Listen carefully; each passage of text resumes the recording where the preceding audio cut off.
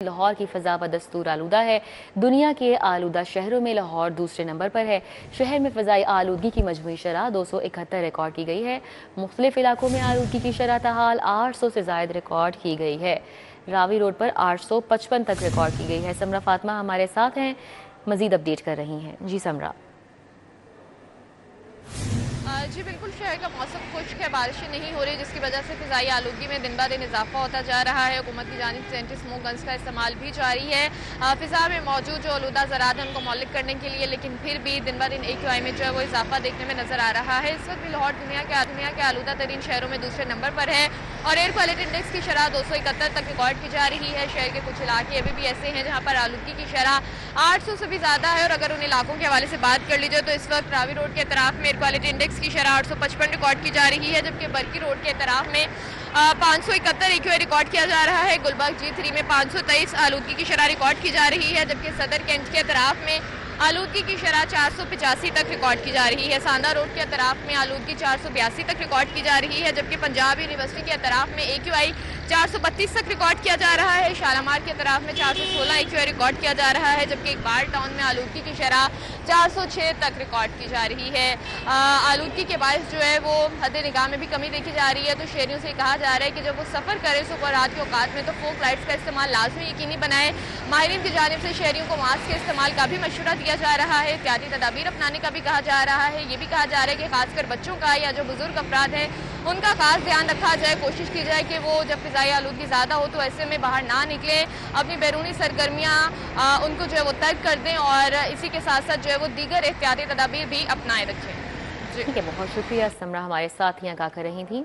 महकमा बल्दियात ने बल्दियाती हद बंदियों की समरी इरसाल कर दी है। बल्दियाती हद बंदियों के रूल्स बना दिए गए हैं। जिले का DC शहरी और देही इलाकों की तकसीम करेगा। हद बंदियों में असिस्टेंट कमिश्नर DC की मुआवनत करेंगे। डिविजनल कमिश्नर्स के पास अपील का इख्तियार होगा। एडिटर ब्यूरोक्रेसी कैसर खोखर इस हवाले से अपडेट कर रहे हैं। जी कैसर खोखर।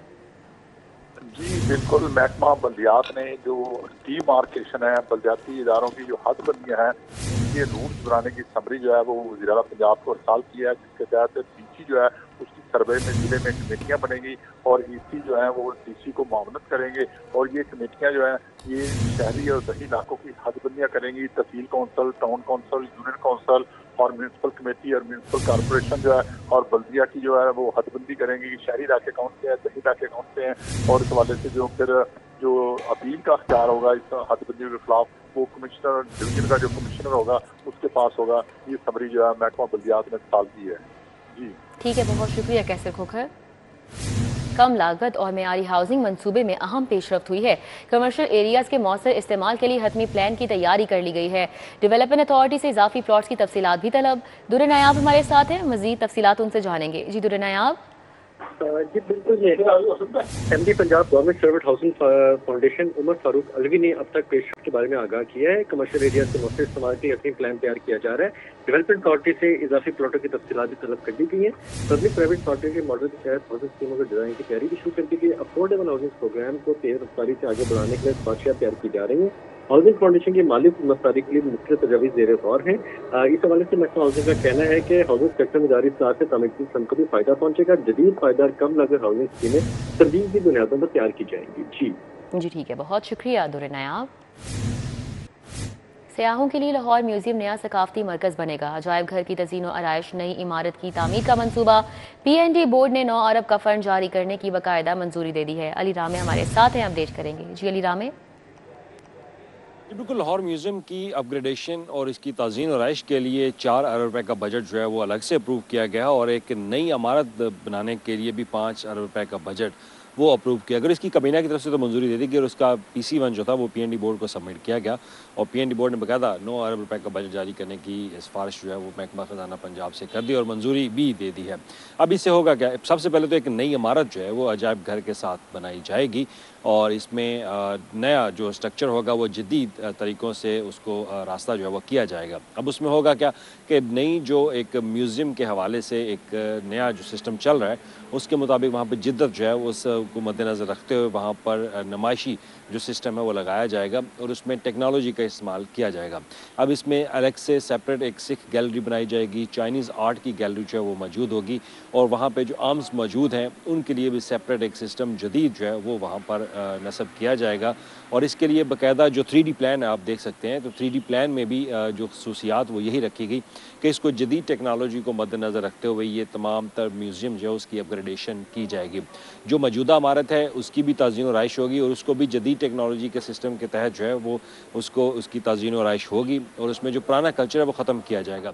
टक शॉप्स और सहूलियात के प्रोजेक्ट एम्पावर हर पर पेशरफ्त हुई है। 10 टक शॉप्स मुस्तहिक खवातीन के हवाले कर दी गई हैं। ठोकर न्याज बेग लिबर्टी डूंगी ग्राउंड हुसैन चौक स्टॉप पर टक शॉप्स का आगाज़ किया गया है। ताहिर खान अपडेट कर रहे हैं। जी ताहिर। जी बिल्कुल, पंजाब ट्रांसपोर्ट कंपनी का ये मंसूबा है एम्पावर हर, जिसमें एक बड़ी पेशरफ्त हुई है और वो ये कि अब इस मंसूबे के तहत जो बस स्टॉप्स पर टक शॉप्स बनाई जाना थी वो बन रही हैं और 10 बन गई हैं और ख़वातीन के हैंड ओवर भी कर दी गई, उनके हवाले भी कर दी गई हैं। हमारे साथ एक खातून मौजूद हैं जो यहाँ इस टक शॉप को रन करती हैं, उनसे बात करते हैं। मैडम कैसी हैं आप, बताएँ कि कैसा रिस्पॉन्स है और कैसा इस प्रोजेक्ट को आप कैसा देखते हैं? जी अल्हम्दुलिल्लाह अच्छा रिस्पांस है और माशाल्लाह हमारा प्रोजेक्ट ये बहुत अच्छा चल रहा है कि हम गरीबों के लिए एक रोज़गार लगा दिया। मरियम नवाज़ का बहुत बहुत शुक्रिया, उन्होंने हमारा रिज़्क लगाया हुआ है। अच्छा, इससे कबल आप क्या करती थी, क्या आपका जरिया रोज़गार था और क्या अब इससे क्या फ़र्क पड़ा है आपकी आमदन में और आपकी ज़िंदगी में? सर इससे पहले जो है ना मैं घर में सिलाई का काम करती थी, लेकिन अब इतनी उसमें आमदनी नहीं थी क्योंकि हमारे घर का रेंट पे मैं रहती हूँ, बड़ी मुश्किल से गुजारा होता था। लेकिन अब अल्हम्दुलिल्लाह के बेहतरी की तरफ हम जा रहे हैं। अच्छा, इसका रेंट वगैरह तो कोई आपसे नहीं लेता, बिजली का बिल या रेंट? नहीं सर, इसका कोई रेंट कोई बिल कुछ नहीं है, कुछ हमें यहाँ से बच जाता है, कुछ हम पे कंपनी पे कर देती है। बहुत शुक्रिया जी। बिल्कुल, आपने इस खातून की बात भी सुनी जो इस टक शॉप को रन कर रही हैं। इनका बड़ा बहुत शुक्रिया। फैसल चौक वेजेस यूनियन पंजाब के एहतजाजी धरने का आज तीसरा रोज है। नाबीना अफराद का मुतालिबात के हक में ये धरना जारी है। यहाँ पर क्या सूरत हाल है, क्या कोई मुज़ाकरात हो पाए या नहीं, जानेंगे हसन अली से। जी हसन। जी बिल्कुल, डेली वेजेस नाबीना अफराद का धरना जो है वो माल रोड पर फैसल चौक पर जो है वो आज तीसरे रोज़ भी जारी है। ताहम जो ट्रैफिक पुलिस की जानिब से जो ट्रैफिक है उसके लिए एक सड़क जो है वो खोल दी गई है। इसी वाले से मज़ीद बात करेंगे। यहाँ पे मेरे साथ डेली वेजर्स एसोसिएशन नाबीना अफराद की जो है उसके चेयरमैन अब्दुल शकूर जो है वो मौजूद हैं। शकूर साहब, ये बताएं कि अब तक आपसे किसी ने रब्ता किया है या नहीं, क्योंकि आज आपका तीसरा रोज़ है, और क्या सूरत हाल है इस वक्त? हाँ जी, ऐसा है, कल भी DG साहब आए थे और सोशल वेलफेयर डिपार्टमेंट के अलावा कोई हुकूमती नुमाइंदा नहीं आया और हमें हुकूमत माँ जैसी, तो माँ भी जो है ना वो हमारी CM साहबा भी हमारी माँ हैं और फीमेल हैं, तो हम उनके बच्चे हैं। मेरा ख्याल है उनको ख्याल करना चाहिए। आज तीसरा रोज़ है और हम इस सर्दी में यहाँ पे टाइम गुजार रहे हैं। हमारा एक ही मुतालबा है जो 1 पॉइंट एजेंडा के जितने भी हमारे डेली वेजेस मुलाजमीन हैं इनको मुस्तकिल किया जाए और डिपार्टमेंट्स में बहुत सी सीट्स वेकेंट हैं। 44 में 100 से ज़्यादा सीट्स ओपन है, वेकेंट है। हम ये कहते हैं उन सीट्स को फिल फॉर अनाउंस करके वहाँ पे हमें तैनात किया जाए। उनका एक ही एजेंडा है कि उन्हें बाइज़्ज़त रोज़गार जो है वो फराहम किया जाए। महकमों में जो बहुत सी जो नाबीना अफराद का जो ठीक है, बहुत शुक्रिया हसन। स्पेशल अलाउंसेस का खात्मा, विफाकी अदालतों के मुलाजमीन का अलाउंसेस के खात्मे के खिलाफ धरने का ये तीसरा रोज़ है। NAB court, special central court, banking court और दीगर अदालतों की तालाबंदी जारी है। बात करेंगे जमालुद्दीन जमाली से। जी जमालुद्दीन जमाली। वफाकी अदालतों के मुलाजमीन ने उनका जो स्पेशल जुडिशल अलाउंस है, यूटिलिटी अलाउंस है, उसकी बंदिश के खिलाफ धरना बैंकिंग कोर्ट में दे रखा है। आज तीसरा रोज़ है और उनका धरना जारी है। इसके अंदर तमाम जो वफाकी अदालतें हैं जैसे एहतसाब अदालत है, बैंकिंग कोर्ट है, कस्टम कोर्ट है, कस्टम ट्रिब्यूनल्स हैं और दीगर जो अदालतें हैं उनके मुलाजमीन शामिल हैं जिनके जो अलाउंसेस बंद कर दिए गए हैं। उनसे हम बात करते हैं कि कितना उनका नुकसान हुआ है, क्या उनकी उम्मीदें हैं। जी क्या कहेंगे, तीसरा रोज़ आपका धरने को हो गया है, क्या आप देख रहे हैं आपको अलाउंसेस मिलेंगे? बिस्मिल्लाहिर्रहमानिर्रहीम। हमारी ये हड़ताल जो है कलम छोड़ हड़ताल है, तीसरे दिन में दाखिल हो चुकी है।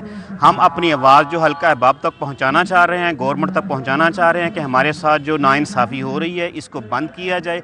एक नायब का जो है उसकी तनख्वाह 80,000 से 27,000 या 28,000 पे आ गई है। वो अपने बच्चों का पेट पाले, बच्चों की फ़ीसें अदा करे, अपने ऊपर खर्च करे, घर का चूल्हा जलाए, क्या करे। ये हम 2013 से हम जो अलाउंस ले रहे हैं, मिनिस्ट्री ऑफ लॉ और फाइनेंस डिवीज़न ने एक इंटरनल प्रोसीडिंग के तहत एक एग्जेक्टिव ऑर्डर पास करके एग्जीक्यूटिव ऑर्डर पास करके जो उसको डिसमिस कर दिया गया हमारे अलाउंसेस को। जी आपने सुना, ख़वातीन भी इस धरने में मौजूद हैं, उनसे हम बात करते हैं। जी अभी भी आप बताएं, आपकी जो मुश्किलात हैं ज़िंदगी की इस तनख्वाह के कम होने से कितनी बढ़ गई हैं? जाहिर बात है, इस तनख्वाह के कम होने से हमारी मुश्किलात बहुत ज़्यादा बढ़ गई हैं। मैं एक विडो हूँ और मैं अपने घर को खुद चलाती हूँ, तो मेरी भी इसी तरह बहुत ज़्यादा 55 to 60% कर दी गई है डिडक्ट, और 2-3 बच्चों को और ग्रॉसरी चलाना, फीसें देना, बच्चों को पढ़ाना लिखाना करना बहुत ज़्यादा मुश्किल हो रहा है, हालात बहुत ख़राब हो रहे हैं। जी आपने सुना, वफाकी अदालतों के मुलाजमीन के 3 अलाउंसेस बंद किए गए हैं, जिसमें एक जुडिशल अलाउंस है, एक स्पेशल जुडिशल अलाउंस है और एक जो है यूटिलिटी अलाउंस है, उसके खत्म। शुक्रिया जमालुद्दीन जमाली। पहली से तीसरी जमात तक के निसाब में भी तब्दीली का फैसला किया गया है। प्राइमरी के कायदों में से गैर ज़रूरी निसाब निकाला जाएगा। निसाब में स्टूडेंट लर्निंग आउटकम वही रहेंगे। जुनेद रियाज से तफसीलात जान लेते हैं। जी जुनेद। जी पहली जमात से तीसरी जमात तक का सिलेबस भी तब्दील करने का फैसला कर लिया गया और इस हवाले से बताया ये गया है कि जो पहली से तीसरी जमात तक का सिलेबस है वो बहुत लेंथी है, बहुत ज़ायद है, जिसकी वजह से जो छोटी क्लास के बच्चे हैं उनको वो निसाब पढ़ने में मुश्किलात पेश आ रही हैं। अब महकमा स्कूल एजुकेशन ने ये फैसला किया कि SLOs तो वही रहेंगे जो कि स्टूडेंट लर्निंग आउटकम हैं, लेकिन निसाब को जो है वो प्रिसाइज करके शॉर्ट कर दिया जाएगा और आइंदा साल के लिए जो किताबें छापी जाएंगी वो प्रिसाइज सिलेबस छापा जाएगा, स्मार्ट सिलेबस होगा।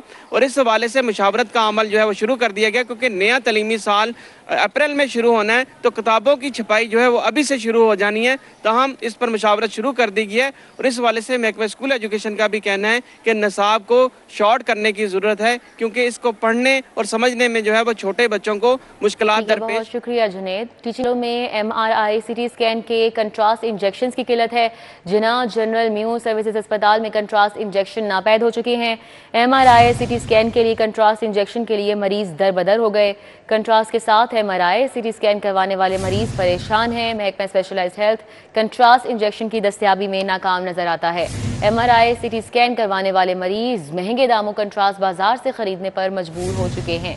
तो टीचिंग अस्पतालों की ये सूरत हाल है कि यहाँ पर MRI CT स्कैन के कंट्रास्ट इंजेक्शन की किल्लत का सामना करना पड़ रहा है। जिना जनरल म्यू और सर्विसेज अस्पताल में ये सूरत हाल है जहाँ पर कंट्रास्ट इंजेक्शन नापैद हैं।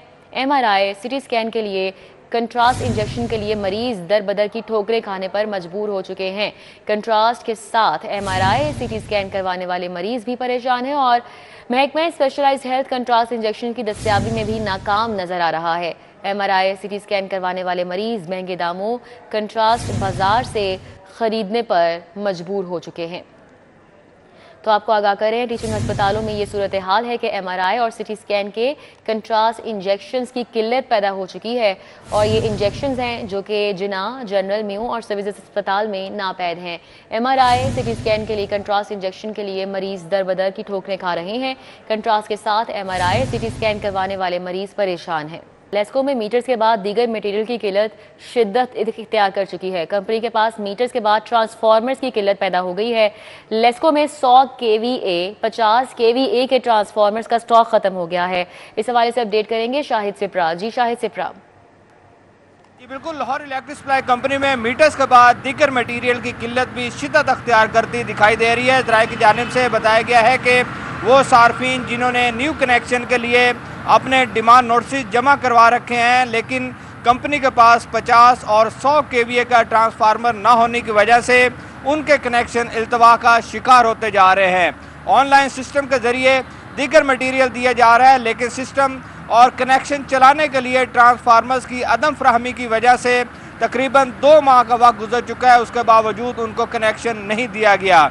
ज़राए ने मज़ीद ये बताया है कि जब ये स्टॉक ख़त्म हुआ तो इस दौरान लेस्को की जानिब से एक नोटिफिकेशन जारी किया गया और ये कहा गया कि कंपनी के पास नया ट्रांसफार्मर ना होने की बुनियाद पर रीक्लेम ट्रांसफार्मर की कीमत सार्फिन से डिमांड नोटिस की मद में वसूल की जाए। तो उसके बाद जो रिक्लेम ट्रांसफार्मर्स हैं उनकी कीमत का डिमांड नोटिस दिया गया, लेकिन ऐसे सार्फिन हैं जिन्होंने न्यू कनेक्शन की बुनियाद पर नए ट्रांसफार्मर की कीमत की अदायगी कर रखी है, लेकिन स्टॉक की अदम दस्तयाबी की वजह से उनको कनेक्शन नहीं दिया जा रहा। ये वादा कर दूं। बहुत शुक्रिया शाहिद से प्राप्त। तहफ़्फ़ुज़, स्मार्ट सिक्योरिटी और जदीद टेक्नोलॉजी के निफाज बारे अहम पेशरफ्त हुई। पंजाब काबीना ने स्मार्ट सेफ सिटीज़ फेज़ 1 मनसूबे के लिए फंड्स की मंजूरी दी। राव दिलशाद हुसैन हमारे साथ है, अपडेट करेंगे। जी राव दिलशाद। शहरियों के तहफ़्फ़ुज़ को यकीनी बनाने के लिए सेफ सिटी प्रोजेक्ट शुरू किया गया था। अब इसकी जो अपग्रेडेशन के हवाले से 75 ऐसी IPNV साइट्स हैं जिनको अपग्रेड किया जाएगा। इस हवाले से जो है वो होम सेक्रेटरी पंजाब और IG पंजाब की जानिब से पंजाब काबीना को प्रपोजल्स दी गई थी कि इन तमाम साइट्स को अपग्रेड किया जाए ताकि ना सिर्फ जराइम की रोकथाम हो सकेगी बल्कि जो ऑफिशियल रिकग्निशन सिस्टम जो है वो इंस्टॉल हो सकेगा। तो इस हवाले से पंजाब काबीना ने बाकायदा इस प्रोजेक्ट की मंजूरी दी है और इसके फंड्स की इजरा की इजाजत भी दी है। आपके बताएं कि इस हवाले से जो है वो बताया ये जा रहा है कि शहरियों की हिफाजत के लिए जदीद निगरानी और मॉनिटरिंग सिस्टम नस्ब किया जाएगा। कंट्रोल रूम का और इन साइट्स का जो डिस्टेंस है उसको इसमें कवर किया जाएगा, जबकि गाड़ियों की शिनाख्त का खुदकार निज़ाम इसमें सिस्टम में दाखिल हो जो इंस्टॉल हो सकेगा। जबकि प्रोजेक्ट के जरिए ट्रैफिक मैनेजमेंट, इमरजेंसी रिस्पांस और क्राइम कंट्रोल में बेहतरी लाई जा सकेगी। आपके बताएं कि पुलिस और कंट्रोल रूम्स के दरमियान फौरी राब्ते के लिए बहुत शुक्रिया। खिदमत मरकज लाइसेंसिंग सेंटर में करप्शन स्कैंडल। पंजाब भर के लाइसेंसिंग सेंटर्स का स्पेशल ऑडिट करने का फैसला किया गया है।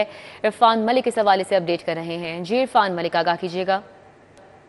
जी बिल्कुल, आपको बताएं ट्रैफिक पुलिस में करप्शन का बाजार गर्म रहा और इस हवाले से जो चंद रोज़ कबल खिदमत मरकज़ लिबर्टी मार्केट के अंदर जो है करप्शन का एक बड़ा स्कैंडल सामने आया, जहाँ पे 10,000 रुपये के एवज जो है वो किसी का भी ड्राइविंग लाइसेंस बनाया जा रहा था। और इसी तरह पंजाब के दीगर जो लाइसेंसिंग सेंटर हैं जहाँ पे खिदमत मराकज़ हैं वहाँ पे भी ये कारोबार जो है अरूज पे था, जिसके बाद IG ऑफिस की जानिब से एक डायरेक्शन पास की गई है कि तमाम जो लाइसेंसिंग सेंटर हैं इनका स्पेशल ऑडिट किया जाएगा, जिसमें कब्ज़ा और जिसमें करप्शन और उसके साथ साथ जो एजेंट माफिया है वहाँ पे जो एजेंट्स हैं या ट्रैफिक पुलिस के बदनुमा किरदार जो रिश्वत लेकर लाइसेंस बनाते हैं उनके किरदार का तयन करने के लिए जो एक ऑडिट टीम तश्कील दी गई है। और तमाम जो लाइसेंसिंग सेंटर है मुतलका जो SP है वो उनकी जो है वो इंस्पेक्शन करेगा और इस हवाले से रिपोर्ट जो है वो आइंदा चंद दिनों बाद IG ऑफिस में भिजवाई जाएगी। इसमें आपको बताएं कि ऑडिट रिपोर्ट में तमाम जो लाइसेंसिंग सेंटर हैं, क्योंकि हर जो ड्राइविंग सेंटर के अंदर कोई भी अगर ड्राइविंग के लिए टेस्ट देने के लिए आता है लाइसेंस, बहुत शुक्रिया इरफान मलिक।